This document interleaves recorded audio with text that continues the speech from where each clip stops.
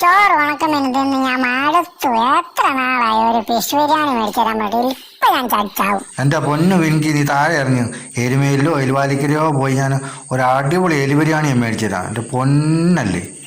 അങ്ങനെ മര്യാദക്ക് പറ. എലി ബിരിയാണി എനിക്ക് വലിയ ഇഷ്ടം. എന്നാ പിന്നെ ഞാൻ താഴേക്ക് ഇറങ്ങാം. കൂട്ടത്തിൽ ഒരു പാൽ ജ്യൂസ് കൂടെ ആയിക്കോട്ടെ.